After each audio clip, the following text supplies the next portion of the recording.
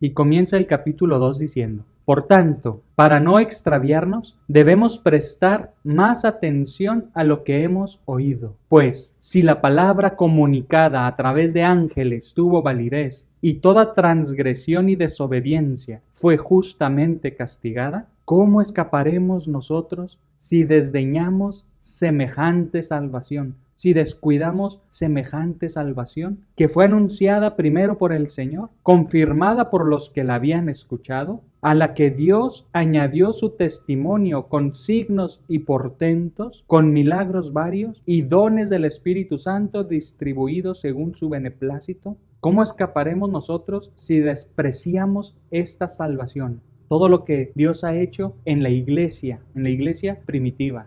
Y luego continúa diciendo: Dios no sometió a los ángeles el mundo venidero del que estamos hablando. Los ángeles, que son criaturas superiores, más perfectas, más sabias, más inteligentes, más santos. Y a ellos, sin embargo, Dios no les sometió el mundo venidero. De ello dan fe estas palabras. Empieza a citar el Salmo 8. ¿Qué es el hombre para que te acuerdes de él? ¿O el ser humano para que mires por él? Lo hiciste poco inferior a los ángeles, lo coronaste de gloria y dignidad. Todo lo sometiste bajo sus pies. En efecto, al someterle todo, nada dejó fuera de su dominio. Pero ahora no vemos todavía que le esté sometido todo. Al que Dios había hecho un poco inferior a los ángeles, y aquí viene la gran revelación de Hebreos, a Jesús. Lo vemos ahora coronado de gloria y de honor por su pasión y su muerte. Pues por la gracia de Dios gustó la muerte por todos. Es decir, a los ángeles superiores a nosotros, Dios no les confió dominar el mundo, ni el mundo actual ni el mundo venidero. Se lo encomendó a los hombres, a las criaturas humanas, débiles, caducas, marcadas por el sello de la muerte. Y de entre esos hombres, el hombre perfecto, la figura del hombre perfecto, el modelo del ser humano entero, pleno, es Jesucristo. De toda la humanidad, la figura y modelo es Cristo. Cristo es el ser humano pleno, a lo que aspiramos llegar todos, lo que aspiramos ser todos, lo que esperamos realizar todos nosotros en nuestro ser, la persona de Cristo. Lo vemos ahora coronado de gloria y honor por su pasión y muerte. Cristo es el hombre que desciende al abismo y rescata al primer hombre, al Adán, a la humanidad entera de la muerte. Rescata al hombre de la muerte. Pues por la gracia de Dios gustó la muerte por todos. Convenía que aquel para quien y por quien existe todo, llevara muchos hijos a la gloria, perfeccionando mediante el sufrimiento al jefe que iba a guiarlos a la salvación. El que nos guía a la salvación ha sido perfeccionado mediante el sufrimiento, Cristo. El santificador y los santificados proceden todos del mismo. Por eso no se avergüenza de llamarlos hermanos.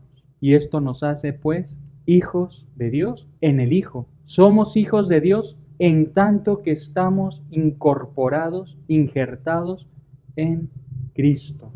Esa es la grandiosidad de nuestra naturaleza. Nuestra naturaleza humana es perfeccionada hasta llegar a participar de la naturaleza divina y poderle llamar a Dios Padre, injertados, unidos al único Hijo de Dios que es Cristo. Solamente en comunión con Él podemos llamarle a Dios Padre, porque somos hijos en el Hijo, y no se avergüenza entonces de llamarnos hermanos. Pues dice: anunciaré tu nombre a mis hermanos, en medio de la asamblea te alabaré, y también en Él pondré yo mi confianza. Y de nuevo, aquí estoy yo con los hijos que Dios me dio. Por tanto, lo mismo que los hijos participan de la carne y de la sangre, así también participó Jesús de nuestra carne y sangre, para aniquilar mediante la muerte al Señor de la muerte, es decir, al diablo, y liberar a cuantos por miedo a la muerte pasaban la vida entera como esclavos. Notad que tiende una mano a los hijos de Abraham, no a los ángeles, dice el autor de Hebreos. Fíjense que tiende la mano a los hijos de Abraham, a los hombres, a los seres humanos, no a los ángeles. Esta es una de las grandes revelaciones, porque el ángel por su superioridad espiritual, de inteligencia, de voluntad, de santidad, solamente puede pecar una vez, una sola vez. El ángel tiene ante sí la decisión entre el bien y el mal una sola vez. Y solo puede elegir una vez. Y eligiendo el mal, lo elige para siempre, en la eternidad. Y eligiendo el bien, lo elige para siempre, en la eternidad. Los ángeles tuvieron que decidir si iban a servir a Dios, porque iban a tener que servir también a Dios hecho hombre y a la humanidad entera. Y ahí estaba también la tentación de la soberbia. ¿Por qué si yo soy superior me voy a poner al servicio de alguien inferior? Y hay que estar agradecidos con nuestros ángeles porque son muy humildes, ¿verdad? Porque ellos son superiores a nosotros. Y sin embargo, por amor y obediencia a Dios, nos sirven. Y no es solamente uno, ¿verdad? O sea, tradicionalmente hemos hablado de uno, el ángel custodio o el ángel de la guarda. Pero dice Jesús que hay ángeles en plural a nuestro cuidado. Por lo menos uno, ¿no? Pueden ser 2, 3, 4 o muchos más. Entonces agradecer a Dios y agradecer también a nuestros ángeles custodios que siendo superiores a nosotros, sin embargo, se humillaron para servirnos a nosotros seres inferiores. Y el ser humano, en cambio, tiene la misericordia, tiene la paciencia de Dios, tiene al Hijo de Dios rescatándolo para que se pueda reincorporar a Él, para que pueda reconciliarse con Él. Y el ser humano puede volver a caer y Dios lo sigue esperando. Mientras haya vida, hay esperanza. Mientras estamos vivos, es el momento de la misericordia. Es sobre todo por el conocimiento casi perfecto que tiene el ángel, ¿verdad? Igual que nosotros, no se nos juzga de la misma manera según nuestra ignorancia. O sea, no es lo mismo una persona que ofende a Dios por ignorancia, sin saber que está ofendiendo a Dios, a una persona que sabe que va a ofender a Dios y lo hace.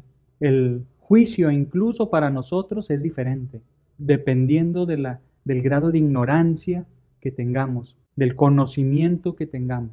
Por eso Dios es misericordioso, pero también es justo. Y su misericordia, dice el salmista, supera su justicia, porque no nos paga según nuestros pecados. El castigo de Dios no va a ser conforme a nuestros pecados, siempre va a ser menor.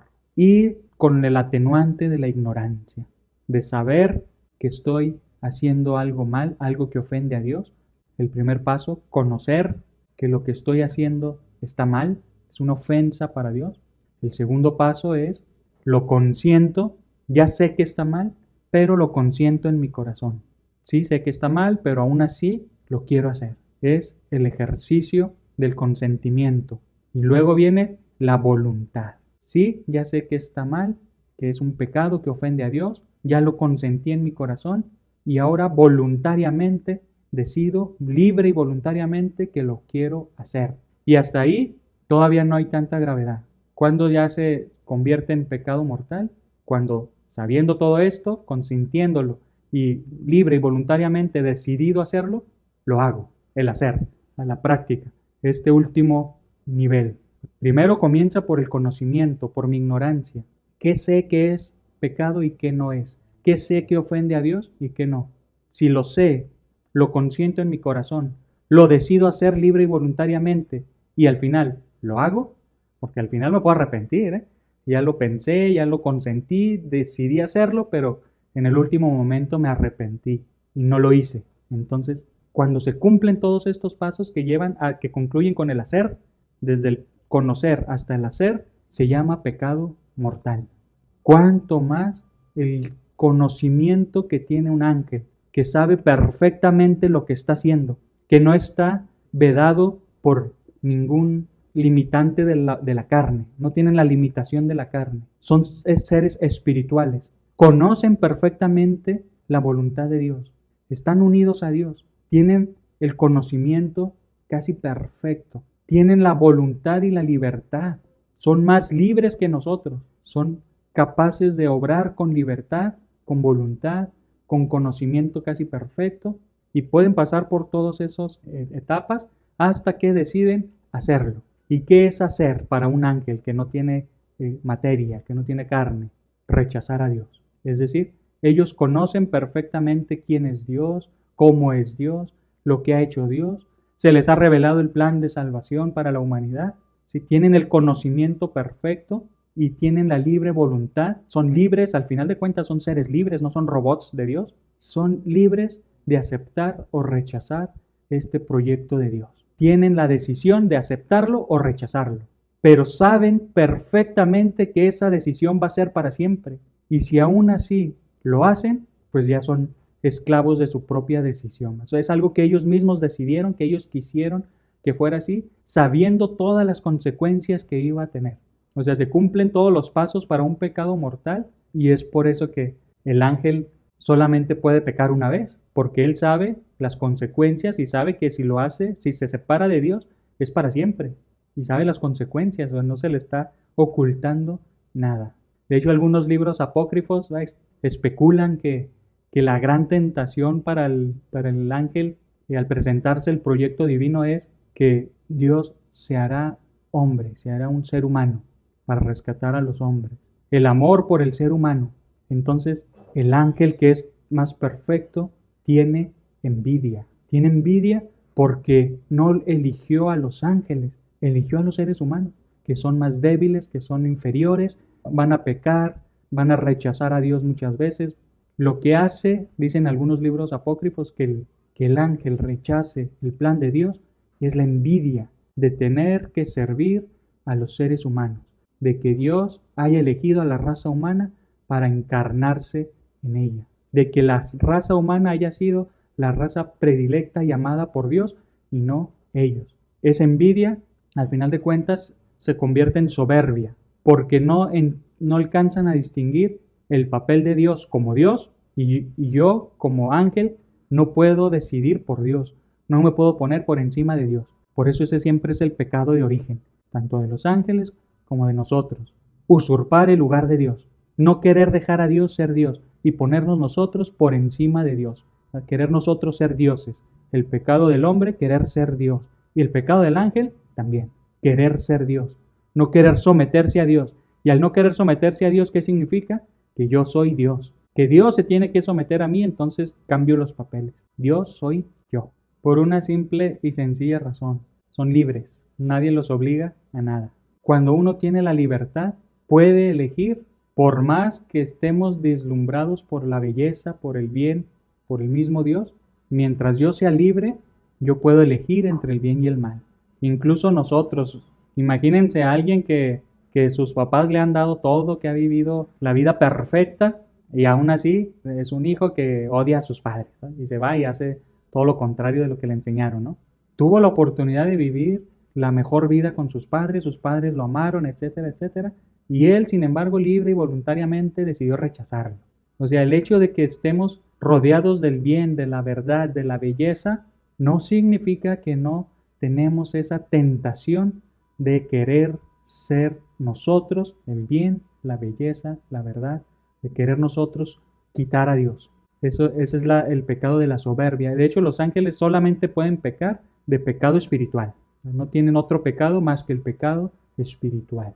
El pecado espiritual, como es la envidia, la soberbia, como decía ahorita, los sentimientos malos, aunque no tienen propiamente sentimientos, no pueden sentir nada, no son sensibles, son pecados más bien intelectuales, espirituales.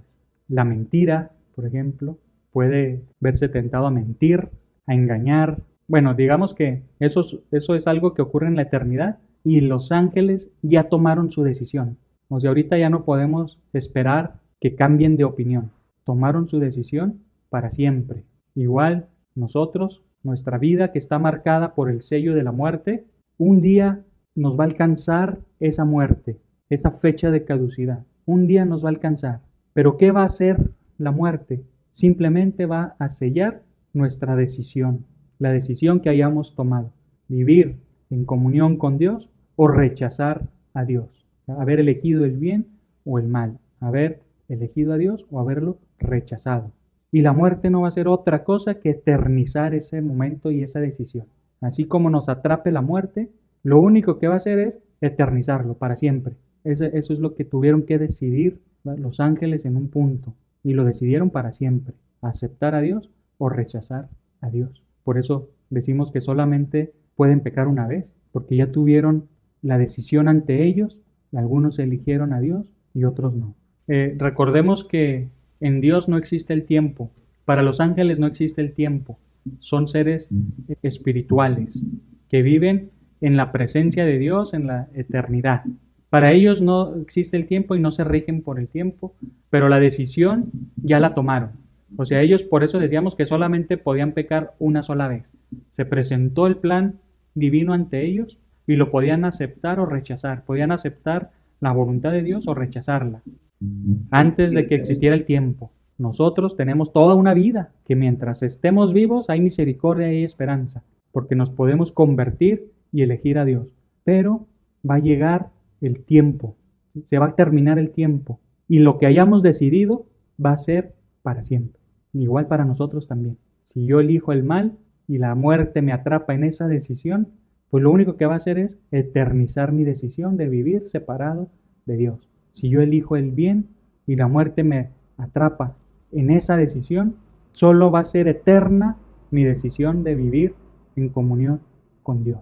Por tanto, lo mismo que los hijos participan de la carne y de la sangre, así también participó Jesús de nuestra carne y sangre, para aniquilar mediante la muerte al Señor de la muerte, es decir, al diablo, y liberar a cuantos por miedo a la muerte pasaban la vida entera como esclavos. Y liberar a cuantos por miedo a la muerte pasaban la vida como esclavos. Es decir, Cristo viene al mundo y por su muerte y su resurrección nos libera a los que estábamos esclavizados por el miedo a la muerte. Esto hace alusión a los libros sapienciales que veíamos en la clase pasada en el documento de la Pontificia Comisión Bíblica. Estábamos esclavizados por el miedo a la muerte, por la angustia de la muerte. Decíamos que en los libros sapienciales la reflexión del ser humano gira en torno al miedo, a la angustia por la muerte, por la realidad de la muerte. ¿Qué decía Eclesiastés?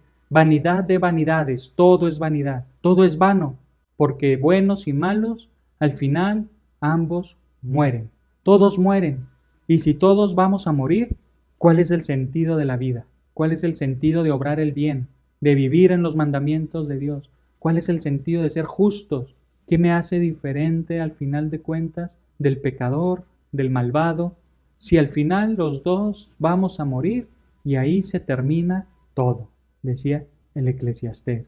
Por eso, vanidad de vanidades, todo es vanidad, todo es vano. No tiene sentido la vida. Pero esta profundización, esta reflexión sobre el ser humano y sobre el misterio de la muerte hace que los libros sapienciales vayan comprendiendo cuál es el sentido de la vida. Y van descubriendo que si el ser humano tiene esta angustia, porque es la única criatura que sabe que va a morir, todos los demás seres vivos no saben que van a morir, el ser humano sabe que va a morir, se enfrenta a esta angustia, dicen los demás libros como el Eclesiástico, es porque el ser humano ha sido creado para la vida, para la inmortalidad. El ser humano tiene esta angustia que pesa sobre él porque ha sido creado para la inmortalidad. De manera que después, siglos después, va a decir San Agustín, ¿verdad? Nos has creado, Señor, para ti, y nuestro corazón estará inquieto hasta que descanse en ti, que es una manera más poética y hermosa de decir que somos polvo y al polvo volveremos, que somos un soplo de Dios y que por lo tanto ese soplo regresará a Dios. Estamos vivos por el aliento divino y al morir ese aliento regresará a Dios. Regresaremos a Dios, el que nos ha insuflado el Espíritu Divino, nos va a regresar con Él. No porque ya hayamos estado antes con Él, ¿verdad? No es como algunas teorías de la nueva era, ¿verdad? Que dicen que ya preexistimos con Dios y ya nomás nos dice, mira, te voy a mandar a ese vientre de esa mujer embarazada, ¿verdad? Y pum, nos infunde el alma ahí, ¿verdad? Pero eso sería como un tipo de encarnación también, ¿verdad? Tipo, como si encarnáramos igual que Jesús, que ya preexistía desde la eternidad.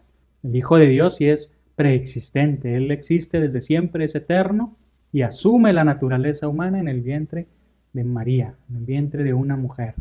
No en ese sentido, sino en el sentido de que es Dios quien nos ha dado la vida, el aliento divino, y ese aliento divino regresa a Dios.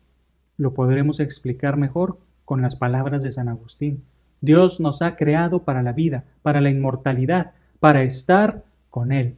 Por eso nuestra alma no va a estar quieta hasta que esté descansando en Dios. El cuerpo vuelve a la tierra y el alma al aliento de Dios.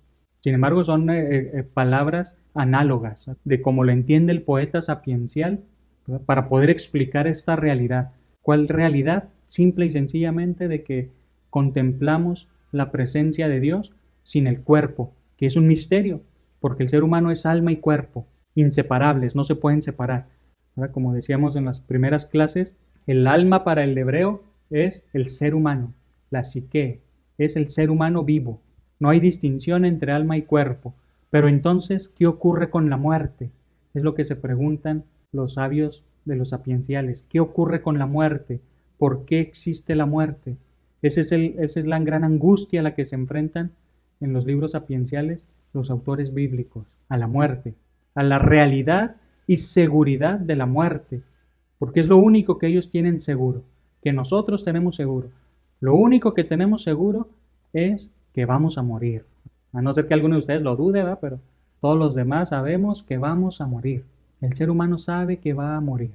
Y como tiene esa certeza, reflexiona sobre la muerte y entonces descubre que ha sido creado para la inmortalidad.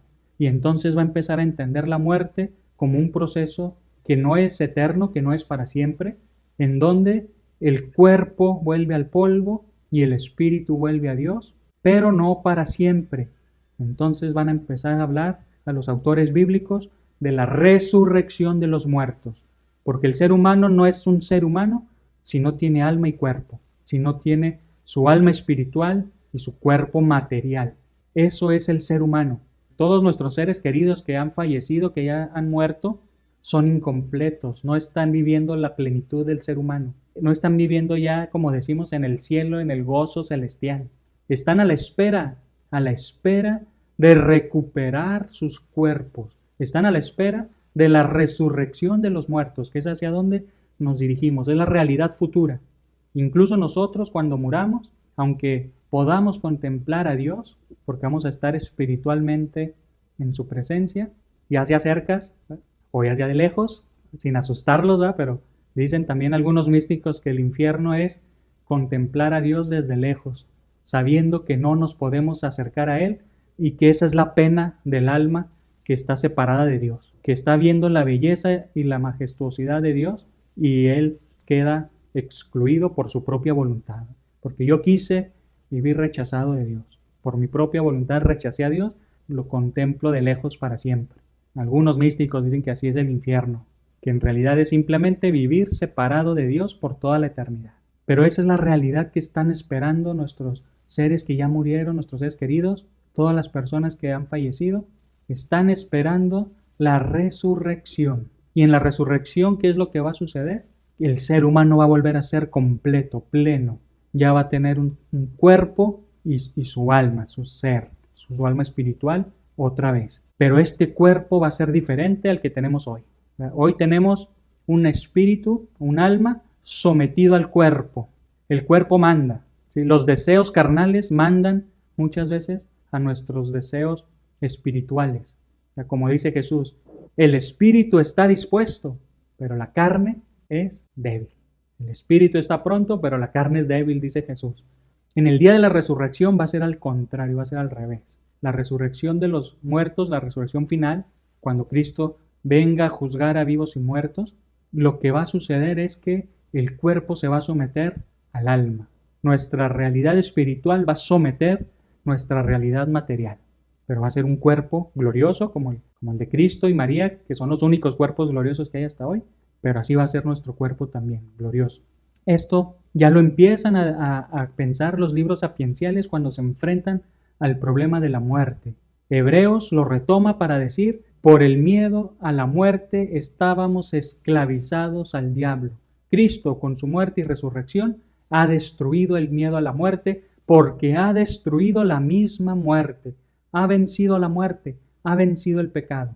Por lo tanto, unidos a Cristo, esperamos también nosotros resucitar como Él, resucitar el último día con un cuerpo glorioso como el suyo, que ya no va a someter a nuestra alma, sino que nuestra alma espiritual va a someter nuestro cuerpo material. Ya no vamos a vivir bajo los instintos de la carne, sino que la carne va a estar sometida a nuestros deseos espirituales.